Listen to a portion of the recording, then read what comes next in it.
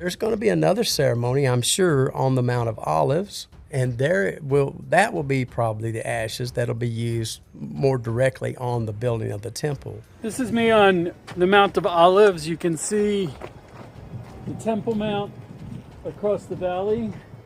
We're going to check out the place for the burning of the red heifer.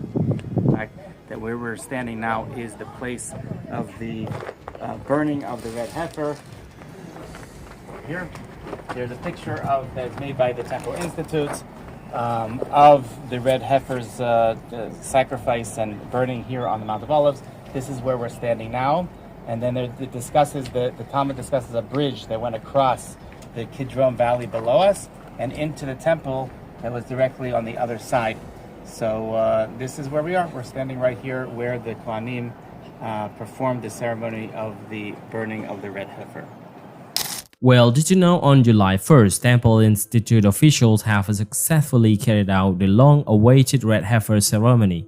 This is a huge moment in biblical traditions, but unfortunately, the ceremony was not performed on the Mount of Olives.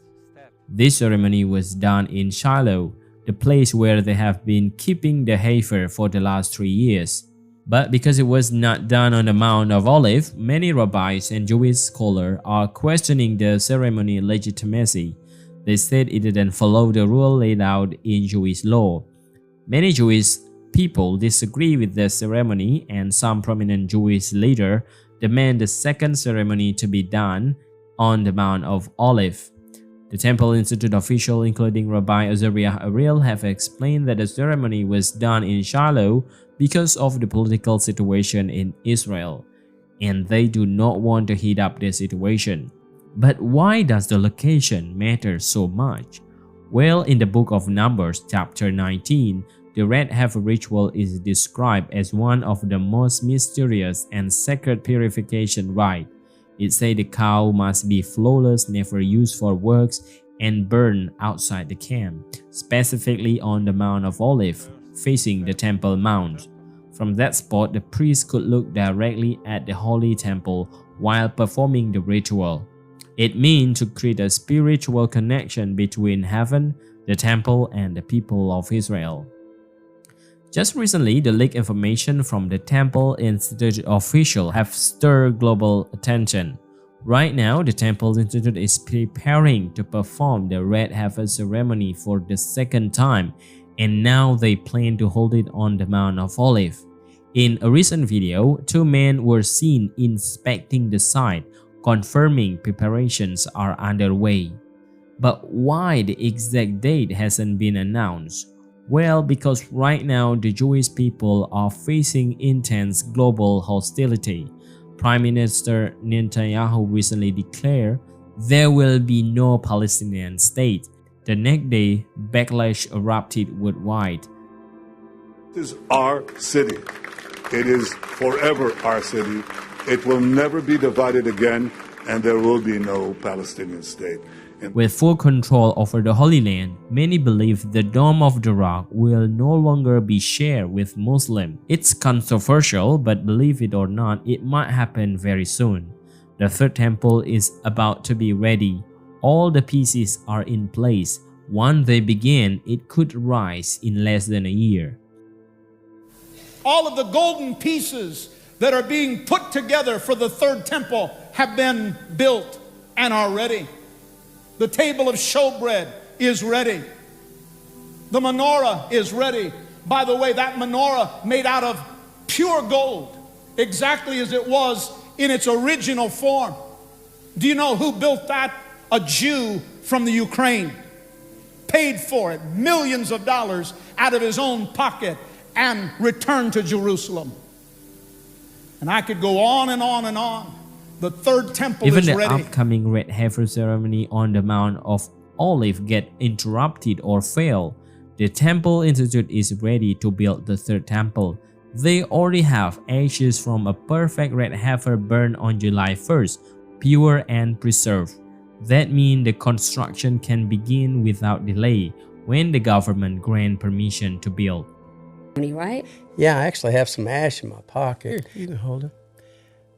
These are the ashes of this is just a little bit of the ash from the first ceremony in 2,000 years. This is the ash that we produced when we went and we took a cow that was pure, as the purest one we had. We took a Cohen priest that's been prepared his entire life to do this ceremony, and we did it outside the camp of Shiloh, and we produced these ashes. And so they're the first time these ashes have been on earth in 2,000 years. Nothing will stop the prophecy from moving forward. Just recently, the Sanhedrin called Jews from every nation, return not as visitor, not as pilgrim, but as builders of prophecy. We are truly living in a strange and unpredictable times, and in this moment, the impossible start to feel possible. All the Jews have to come as soon as they can back to Eretz Yisrael. Rabbi July Weiss has even proposed something bold, that Jews, Christians, and Muslims must unite to build a house of prayer for all nations. This isn't just a theory. In Abu Dhabi, the Abrahamic family house stand a mosque, church, and a synagogue under one roof. In Berlin, the House of One does the same. From here, we can see it is possible to have peace if we all unite and respect one another. There are whispers of a divided Temple Mount, the southern half for Muslims and the northern half for Jews. A compromise tied to the two-state solution.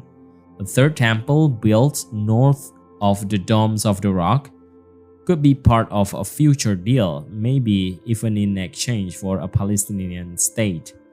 But peace deals can break, and the Bible prophecy has warned us.